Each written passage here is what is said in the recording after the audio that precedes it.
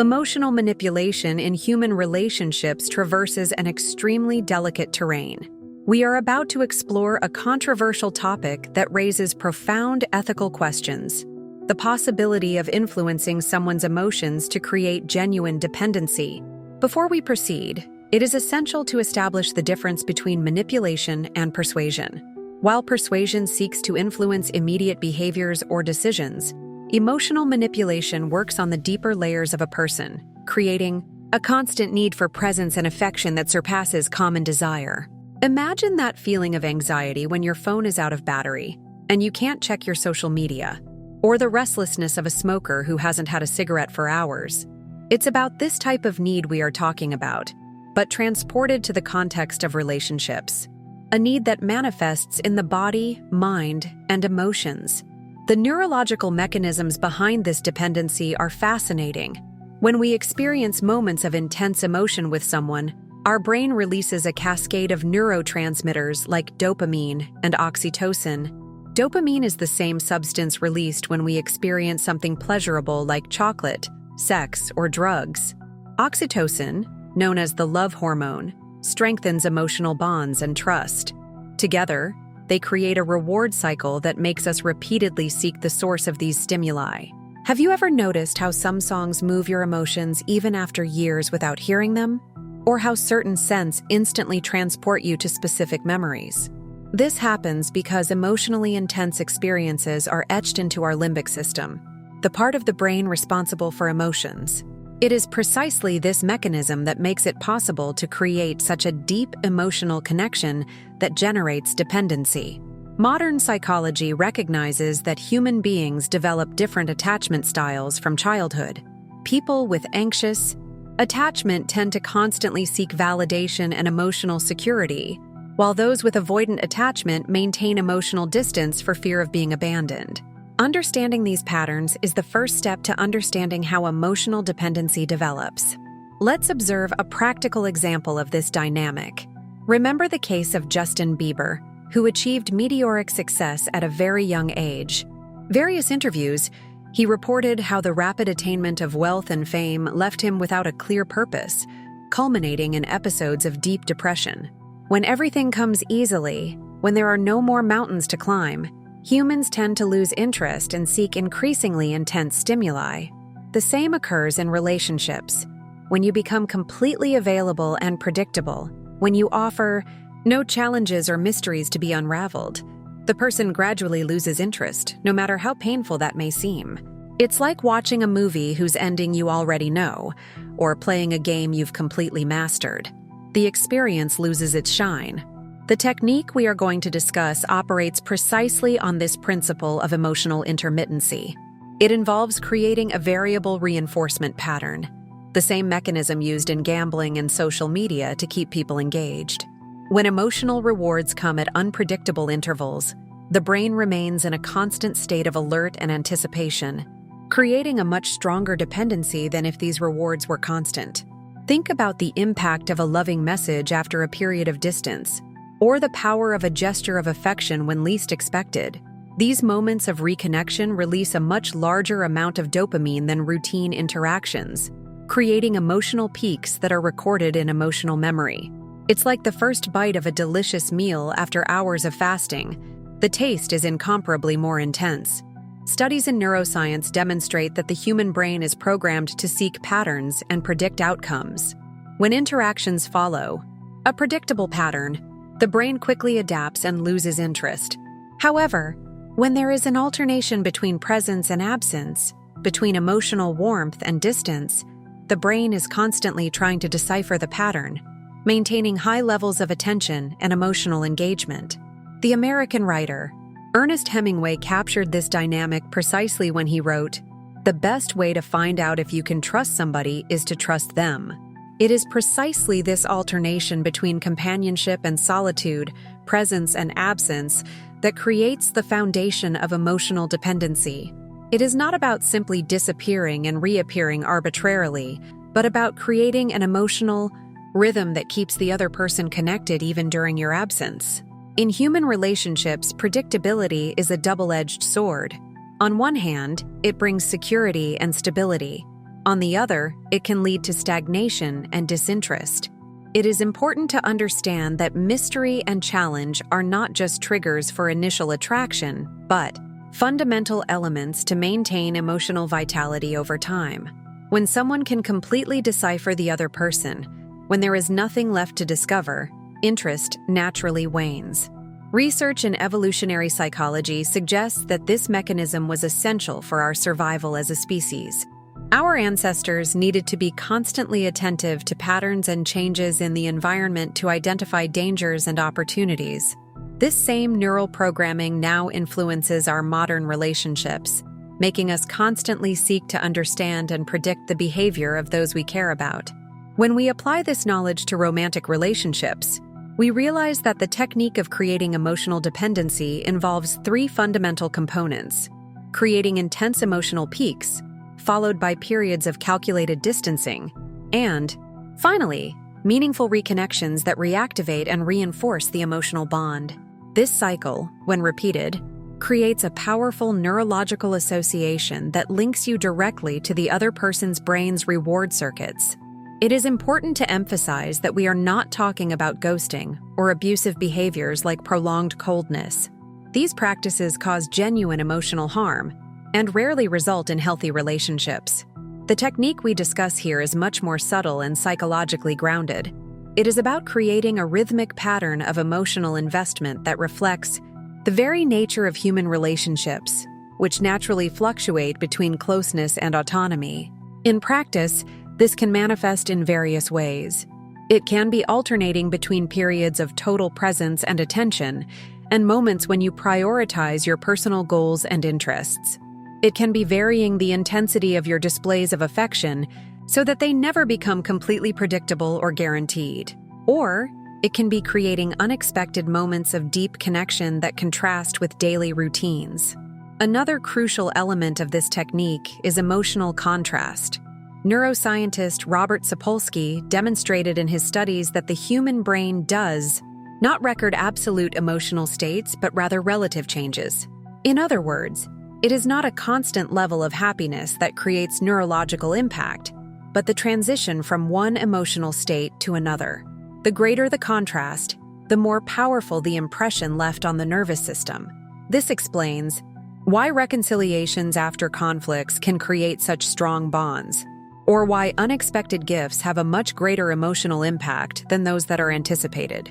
It is the contrast, the surprise, the breaking of expectation that ingrains the experience in emotional memory.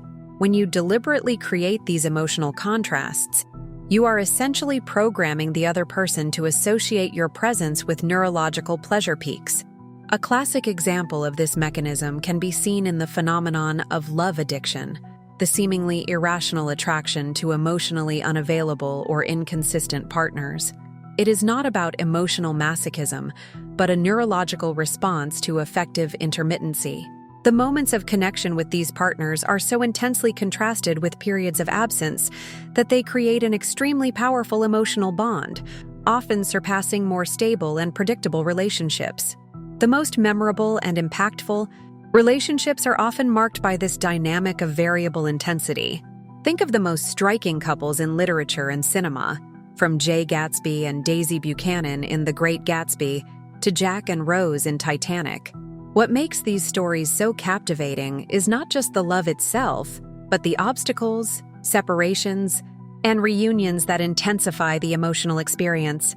It is the element of uncertainty, of risk, that amplifies emotional investment.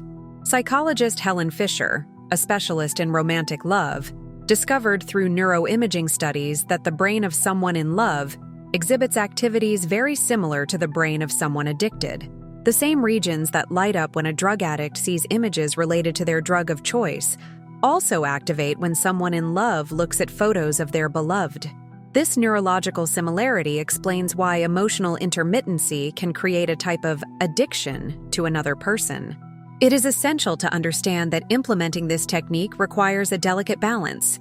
When executed excessively or clumsily, it can cause genuine emotional harm and destroy trust, the foundation of any healthy relationship. The goal is not to cause suffering, but to create a pattern of engagement that maintains interest and emotional investment over time. The difference between destructive manipulation and constructive influence lies in the intention and the final outcome. If the goal is simply to control or emotionally exploit the other person for ego satisfaction, we are talking about toxic manipulation. However, if the intention is to create a mutually satisfying relationship where both grow and develop, then the conscious application of these psychological principles can be justifiable. The consequences of this technique for those who receive it can vary drastically. For some people, especially those with secure attachment styles, excessive emotional intermittency may be interpreted as a sign of instability or lack of genuine interest, leading to distancing. On the other hand, people with anxious attachment tendencies may develop a deep emotional dependency, potentially harmful to their psychological well-being. It is equally important to consider the consequences for those who apply this technique. Maintaining a pattern of calculated emotional engagement requires constant awareness that can interfere with the relationship's authenticity. There is also the risk of developing manipulative patterns that eventually extend to other areas of life, impairing your ability to form genuine and vulnerable connections. The line between strategic influence and abusive manipulation is thin and often subjective. As a general rule, ask yourself, does this action contribute to mutual growth and happiness? Or does it only serve to satisfy my need for control and validation? The answer to this question usually reveals the ethical nature of your approach.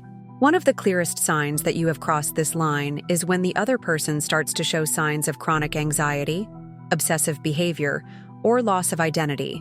These are indicators that emotional dependency has reached harmful levels, compromising the psychological well-being and autonomy of the partner. At this point, the technique has ceased to be a relational strategy and has become a form of emotional abuse. To implement this technique ethically and effectively, it is essential to remain anchored in some fundamental principles. First, emotional transparency, being honest about your feelings and intentions, even when it means setting boundaries or asking for space. Second, reciprocity, ensuring that emotional investment flows both ways without chronic power imbalances. And third, commitment to mutual growth, using the relational dynamics to uplift, not to diminish. The practical application of this technique begins with self-awareness.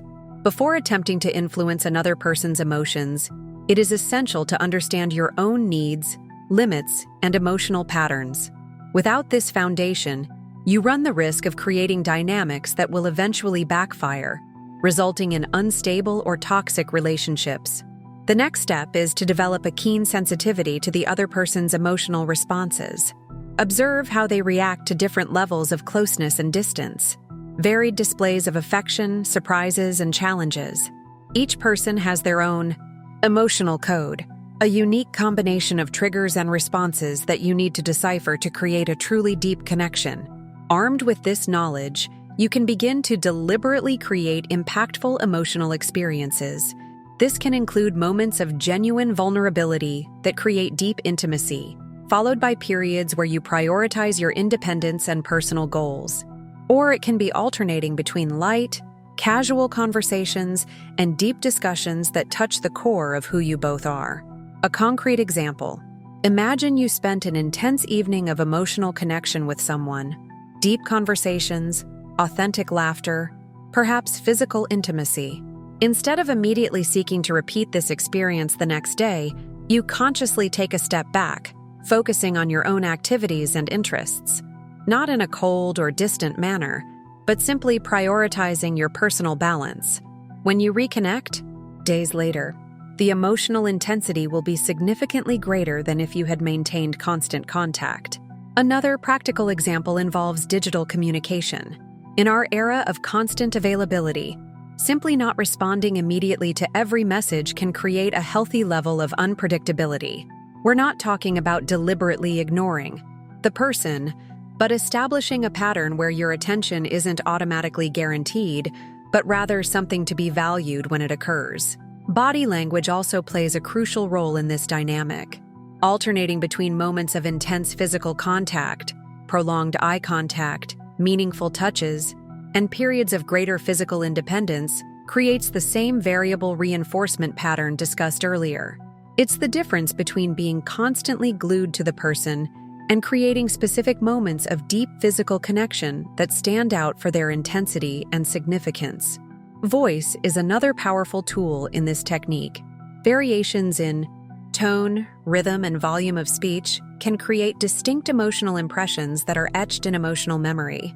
A whispered declaration in an intimate moment will have a much greater impact than the same phrase casually stated during a routine conversation. It's the contrast, once again, that creates the impact. It is also important to consider the role of time and space in this dynamic. Constant proximity inevitably leads to desensitization. It's simply how our nervous system works. Therefore, deliberately creating periods of physical separation, even if brief, can renew emotional sensitivity and intensify moments of reconnection. Remember that this technique does not work in isolation, but as part of a broader approach to personal and relational development.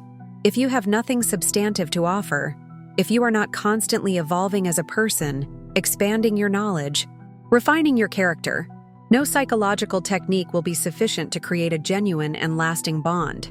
The philosopher Friedrich Nietzsche wrote that, "Distance and difference are the secrets of attraction." This observation perfectly captures the essence of what we are discussing. It is precisely the space between the two of you, both literal and metaphorical, that creates the necessary tension to maintain interest and desire. When this space disappears completely, when there is no more mystery or autonomy, the relationship often loses its vitality. A frequently overlooked aspect of this technique is the power of contextual discontinuity. Shared experiences in varied and unexpected environments have a much greater emotional impact than those that occur in predictable contexts. A simple dinner can become an emotionally memorable experience if it takes place in a surprising location or under unusual circumstances. Another crucial dimension is the depth versus breadth of connection. Many people make the mistake of thinking that knowing all the superficial details of someone's life, their preferences, habits, routines, means knowing them deeply. However, true emotional connection comes from touching the deeper layers: values, fears, dreams, wounds. Alternating between moments of lightness and instances of genuine depth creates a much more impactful relational dynamic than remaining constantly in either of these extremes. The psychology of investment also plays a fundamental role in this technique.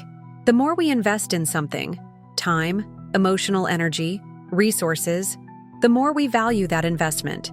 When you create situations where the other person needs to invest emotionally to maintain the connection with you, you are activating this fundamental psychological principle. This does not mean being deliberately difficult or inaccessible, but rather creating a relationship where mutual investment is necessary and valued. It is equally important to understand the concept of perceived scarcity in human psychology. We tend to value more what we perceive as limited or potentially unavailable. When your attention, affection, and time are perceived as abundant and guaranteed, their perceived value naturally decreases. Creating a healthy perception that these resources are valuable and not infinitely available can significantly increase the intensity of desire and connection. This dynamic explains why the first few months of a relationship are often marked by an emotional intensity that gradually diminishes over time. In the beginning, there is a natural scarcity. You do not yet fully know the other person, you have no guarantees about their feelings, you do not know if the connection will last. This uncertainty creates a level of emotional investment and attention that rarely persists when the relationship stabilizes and becomes predictable.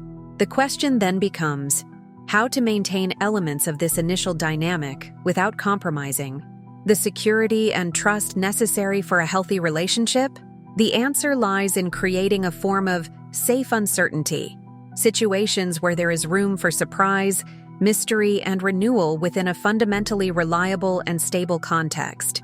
In practice, this can mean regularly stepping out of the relational comfort zone, trying new activities together, exposing yourselves to shared challenges, or simply breaking established patterns of communication and interaction.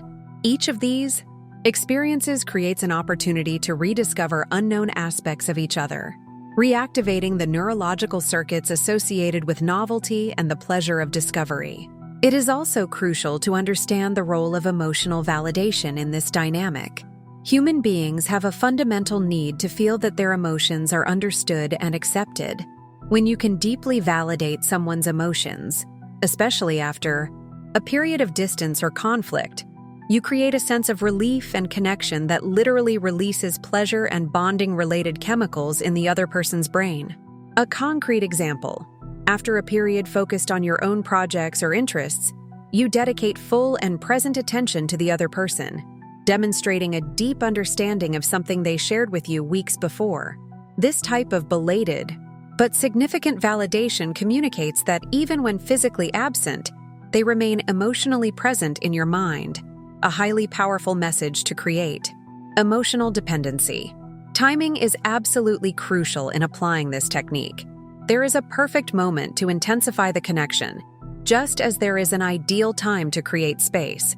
Developing this relational intuition, knowing exactly when to advance and when to retreat, is possibly the most valuable skill in this context. The same action that would strengthen the connection at one moment can weaken it at another, depending on the other person's emotional state. It is important to recognize that this technique operates slightly differently depending on the stage of the relationship.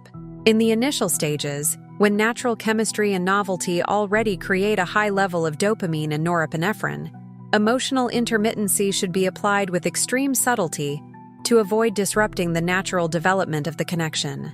It is in the intermediate and advanced stages, when familiarity begins to decrease neurological intensity, that these principles become more relevant and potentially impactful.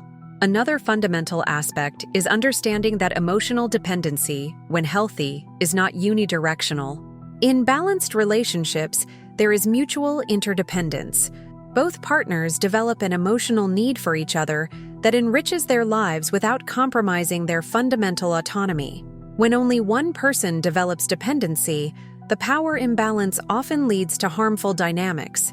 Therefore, it is essential to also allow yourself to be emotionally impacted by the other person. Authentic vulnerability is not just a tool to create connection, but a necessity for truly satisfying relationships. Without this reciprocity, the technique becomes mere manipulation, losing its potential to create genuine and mutually enriching bonds. Research in effective neuroscience shows that the human brain is programmed to seek not only pleasure but meaning.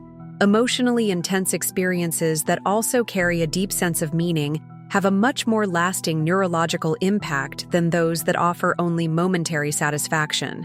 Therefore, creating moments that combine emotional intensity with deep personal meaning is extremely powerful for establishing emotional dependency. A practical example: sharing a challenging experience that requires mutual vulnerability, followed by a period where each processes this experience individually, and then reconnecting to assign shared meaning to what you have lived through. This pattern, intensity, separation, meaningful reconnection, creates a powerful neurological association that literally reprograms the brain to seek your presence as a source of deep emotional satisfaction. It is also crucial to understand the ethical limits of this approach. There are people for whom this technique can be particularly harmful. Individuals with a history of relational trauma, untreated personality disorders, or in moments of extreme emotional vulnerability. Consciously applying these principles in such situations not only crosses the ethical line, but can cause genuine psychological harm. For most people, however, a moderate level of emotional intermittency within a fundamentally safe context is not only not harmful, but can be beneficial for personal development.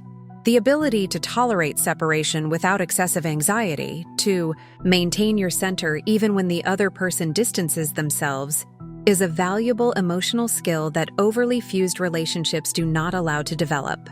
When implementing this technique, it is crucial to carefully observe the other person's responses. Signs of healthy anxiety, a heightened desire for connection, increased investment when you reconnect, are indicators that the dynamic is working as intended.